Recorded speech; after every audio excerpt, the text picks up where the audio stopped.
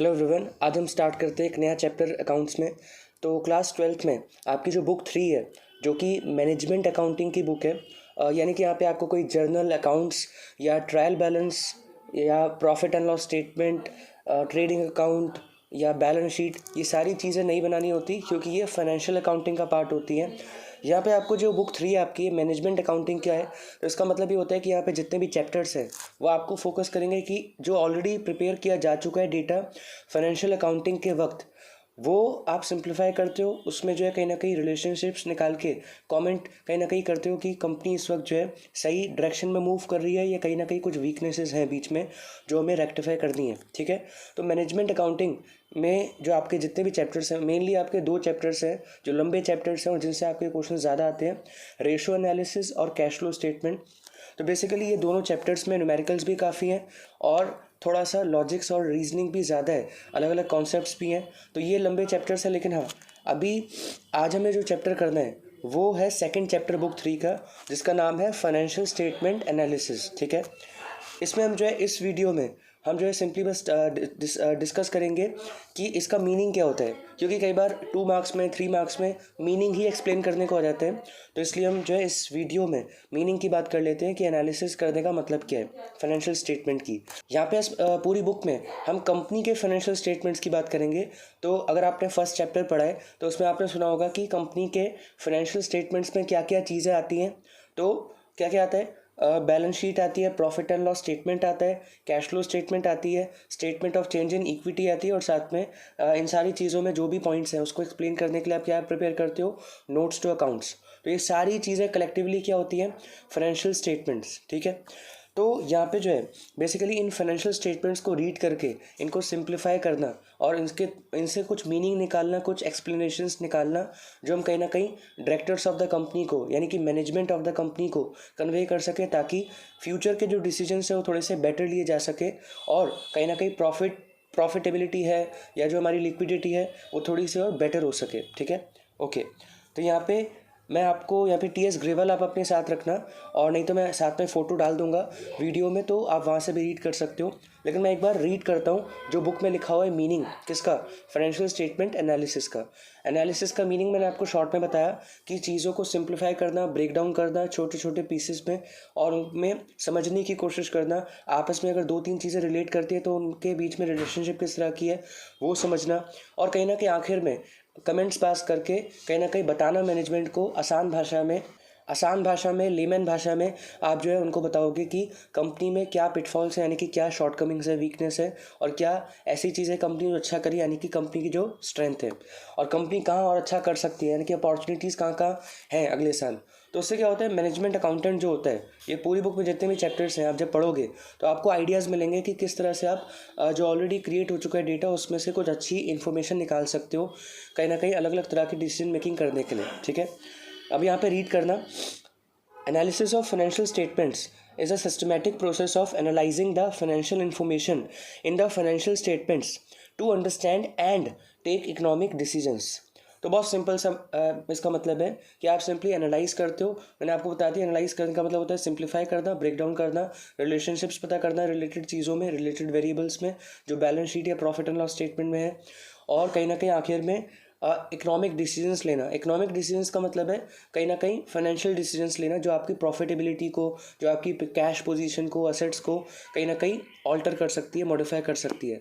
तो अगर आप अच्छे इकोनॉमिक डिसीजंस लेते हो तो कंपनी या बिजनेस यानी कि हेल्दी रहेगा। अगर आप ख़राब इकोनॉमिक डिसीजंस लोगे तो कहीं ना कहीं प्रॉफिटेबिलिटी नीचे जा सकती है, लाइबिलिटीज़ आपकी आउटसाइडर्स के प्रति बढ़ सकती हैं, असेट्स की वैल्यू कहीं ना कहीं तेज़ी से गिर सकती है। तो ये चीज़ है कि इकोनॉमिक डिसीजंस फ्यूचर के लिए जो आप लेोगे वो अच्छे हो सके, उसके लिए आप क्या करते हो, पास के जितने भी फाइनेंशियल स्टेटमेंट्स आपके पास मौजूद हैं, तो रिसेंटली 2-4 साल के फाइनेंशियल स्टेटमेंट्स आप रीड करते हो, समझते हो, और उनसे कुछ कंक्लूजन्स ड्रॉ करते हो कि हम कहाँ मूव कर रहे हैं, कंपनी को क्या चीज़ और अच्छी करनी है, और क्या ऑलरेडी वो चीज़ अच्छी कर रही है जिसको हमें रिपीट करना है। ठीक है, ओके।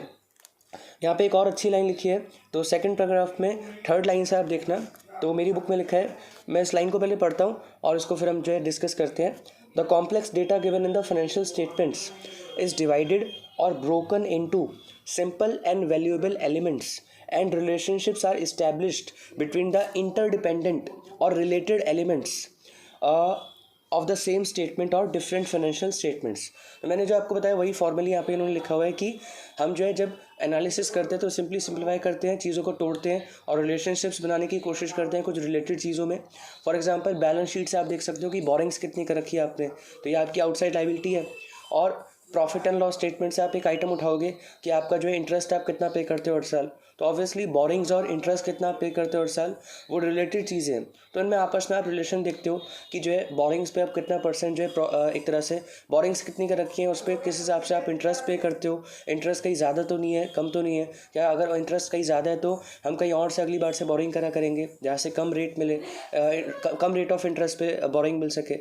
उसके अलावा आप ये भी देखते हो कि ये भी हो सकता है एक और एग्जांपल कि इंटरेस्ट आप कितना पे कर रहे हो और हर साल आपका जनरली प्रॉफिट कितना होता है, तो प्रॉफिट कितना ज़्यादा होता है इंटरेस्ट से, तो जितना ज़्यादा होगा कंपैरेटिवली प्रॉफिट इंटरेस्ट से तो आप इजीली हर साल इंटरेस्ट पे कर पाओगे। तो कहीं ना कहीं ये भी एक चीज़ है जो कहीं ना कहीं दो रिलेटेड चीज़ों को आप देखते हो कि उनमें आपस में रिलेशनशिप किस तरह की बन रही है। तो इससे कुछ हेल्पफुल कंक्लूजन्स मिलते हैं मैनेजमेंट को कंपनी की, ताकि वो आगे जो है कुछ अच्छे डिसीजंस ले सकें, जिससे मेनली जो है कंपनी की प्रॉफिटेबिलिटी शॉर्ट टर्म में भी और लॉन्ग टर्म में भी बढ़ सके, खासकर लॉन्ग टर्म में। ओके, उसके बाद यहाँ पे बस एक लास्ट 2-3 लाइनें मैं आपको पढ़ाता हूँ, उसके बाद जो है उसको हम डिस्कस करके इस वीडियो को कंप्लीट कर सकते हैं, क्योंकि हमारा इस पॉइंट तक जब हम ये लाइन पढ़ लेंगे और समझ लेंगे तो हमारा मीनिंग कंप्लीट हो जाएगा फाइनेंशियल स्टेटमेंट एनालिसिस का। ठीक है, अब देखो आगे लिखा है नीचे, the term financial analysis includes both analysis and interpretation. ये बड़ा इंपॉर्टेंट चीज़ है, ये कहीं ना कहीं कंफ्यूज करते हैं नहीं तो आपको।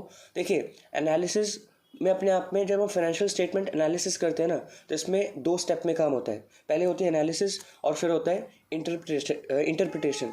एनालिसिस का मतलब होता है आप चीज़ों को सिंप्लीफाई करके हो समझते हो, और इंटरप्रिटेशन में क्या होता है आप अल्टीमेटली ओपिनियन देते हो कि कंपनी को अब क्या करना है आगे, अगर उसे थोड़ा सा और बेटर होना है तो कहीं ना कहीं जब आप सिंपली चीज़ों को समझते हो, कैलकुलेट करते हो, जानते हो, देखते हो, तोड़ते हो, रिलेट करते हो, तो ये आप एनालिसिस कर रहे होते हो। और फिर उसके बाद आप जो कंक्लूजन्स पास ऑन करते हो और उसको कम्युनिकेट करते हो मैनेजमेंट के साथ, तो इसको हम बोलते हैं कि आप एक्सप्लेन कर रहे हो। जो भी आपने एनालिसिस के दौरान समझा उसको आप जब आप एक्सप्लेन करते हो या कमेंट्स पास करते हो, ओपिनियंस देते हो, लिख के ऑरली बताते हो मैनेजमेंट को या सिंपली अपने आप को भी आप जो गाइड करते हो कि कंक्लूजन्स क्या आपने ड्रॉ करे एनालिसिस करके, तो उसको हम बोलते हैं इंटरप्रिटेशन देना। तो सिंपली इंटरप्रिटेशन देने का मतलब है अल्टीमेटली आपको कंक्लूजन मिला क्या, तो वो 2-4 लाइनों में आप जो है लिखते हो और उसको अल्टीमेटली कम्युनिकेट भी कर देते हो मैनेजमेंट के साथ खासकर। ठीक है, मैनेजमेंट अकाउंटेंट जो ये सारी चीज़ें करता है और साथ साथ कन्वे करता रहता है मैनेजमेंट को कंपनी की, ताकि कंपनी की मैनेजमेंट जो है टाइम टू टाइम इसके बाद जो डिसीजंस लेने हैं वो थोड़े से बेटर ले सके और कोई भी चीज़ मिस ना हो सके, कोई सिली मिस्टेक ना हो। ठीक है, ओके, तो लास्ट में एक लाइन और लिखी है, फाइनेंशियल स्टेटमेंट एनालिसिस करता कौन कौन होगा, तो जितने भी यूज़र्स हैं अकाउंटिंग इन्फॉर्मेशन के, चाहे वो इंटरनल यूज़र हो चाहे एक्सटर्नल यूज़र हो, वो सभी कहीं ना कहीं फाइनेंशियल स्टेटमेंट्स को रीड करके समझने की कोशिश करते हैं और कुछ कंक्लूजन्स ड्रॉ करने की कोशिश करते हैं। तो अल्टीमेटली यहाँ पे नाम लिखे हैं, लेकिन अल्टीमेटली नाम में कॉमन क्या है कि ये फाइनेंशियल स्टेटमेंट एनालिसिस कौन करता है, चाहे इंटरनल यूज़र्स हो एक्सटर्नल यूज़र्स हो, ये सारे लोग करते हैं। ठीक है, इंटरनल यूज़र्स में मेरे हिसाब से कौन कौन आ सकता है, जो बड़े शेयर होल्डर्स हैं जिनका ज़्यादा स्टेक है, एम्प्लॉयज़ को भी आप कह सकते हो अगर एम्प्लॉयज़ को डिसीजन मेकिंग में आप इन्वॉल्व करते हो, बाकी डायरेक्टर्स जो कंपनी के वो तो इन्वॉल्व होते ही होते हैं। तो ये सारे इंटरनल यूज़र्स हैं अकाउंटिंग इन्फॉर्मेशन के, फाइनेंशियल स्टेटमेंट्स को यानी कि जो रीड करते हैं, एनालाइज करते हैं। और जो एक्सटर्नल यूज़र्स हैं उसमें बहुत सारे एग्जांपल्स हैं, क्रेडिटर्स, गवर्नमेंट के अलग अलग department, authorities, researchers, customer, general public, तो ये सारे एग्जांपल है एक्सटर्नल यूज़र्स के। उसके अलावा बैंक, फाइनेंशियल इंस्टीट्यूशन जिनसे आप टाइम टू टाइम बोरिंग करते हो या कोई फैसिलिटी लेते हो, तो ये सारे भी एक्सटर्नल यूज़र्स में आते हैं। और ये भी जो है कहीं ना कहीं क्योंकि इनका कहीं ना कहीं स्टेक है, इंटरेस्ट है, इनको भी कहीं ना कहीं कुछ मिलेगा। अगर आपका बिजनेस अच्छा करता है, बुरा करता है तो इनको भी लॉस होगा। तो इसलिए ये भी टाइम टू टाइम आपके फाइनेंशियल स्टेटमेंट्स को रीड करके उसको ब्रेक डाउन करके समझने की कोशिश करते हैं और कंक्लूजन्स ड्रॉ करने की कोशिश करते हैं कुछ। ठीक है, तो आई होप कि आपको मैंने थोड़ा सा डिटेल में डिस्कस किया है, तो मुझे लग रहा है कि आपको लगेगा कि वीडियो को ज़्यादा ही लंबी बनी है, लेकिन मैंने यहाँ पे कोशिश की है कि वन फॉर ऑल आपको फाइनेंशियल स्टेटमेंट एनालिसिस का मतलब क्या है समझ आ जाए, ताकि इस चैप्टर में जब हम आगे बढ़ेंगे तो आपको जो है ज़्यादा कोई दिक्कतें नहीं होंगी, क्योंकि मैंने इसी वीडियो में इस पूरे चैप्टर के बारे में थोड़ा थोड़ा बता दिया है। तो आगे की जो वीडियोज़ है वो कंपैरेटिवली छोटी बनेंगी और इस पूरे चैप्टर की एक तरह से समरी हमने जो इस वीडियो में ले ली है। ठीक है, ओके, तो अगली वीडियो में हम बात करेंगे, जो अगला टॉपिक है आपकी बुक में, टूल्स और techniques of financial statement analysis, इसमें हम एक्चुअली यानी कि फाइनेंशियल स्टेटमेंट एनालिसिस के लिए आप क्या मेथड्स फॉलो करते हो, क्या एक तरह से टूल्स वेपन्स है आपके पास, तो वो 4 है मेनली, 5 6 10 12 भी हो सकते हैं, लेकिन आपके कोर्स में 4 का मीनिंग बता रखा है जो जर्नली मैनेजमेंट अकाउंटेंट यूज़ करता है चीज़ों को सिंप्लीफाई करने के लिए, समझने के लिए फाइनेंशियल स्टेटमेंट्स को। तो मैं नाम बता देता हूँ, इन चारों को हम अगली वीडियो में समझेंगे, ठीक है।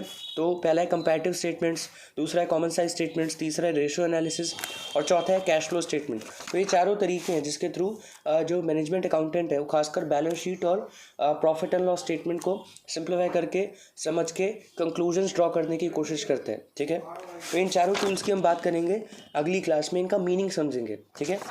तो आई होप कि आपको ये वीडियो समझ आई होगी, अच्छी लगी होगी, और आप कोशिश करना कि इस टॉपिक को आगे किसी और को शॉर्ट में लेमैन भाषा में जो है समझाने की कोशिश करना, तब जाके कंफर्म होगा कि आपको भी ये टॉपिक समझ आया था कि नहीं, ठीक है। ओके, तो हम मिलते हैं नेक्स्ट वीडियो में। Thank you so much. अगर आप हमें कांटेक्ट करना चाहते हैं, रेगुलर क्लासेस लेना चाहते हैं ऑनलाइन या ऑफलाइन, तो आप जो है डिस्क्रिप्शन में हमारा नंबर है, आप उस पर व्हाट्सएप कर सकते हैं। थैंक यू कि आप वीडियो में अगर यहाँ तक बने रहे, और अब हम मिलेंगे नेक्स्ट वीडियो में। Thank you.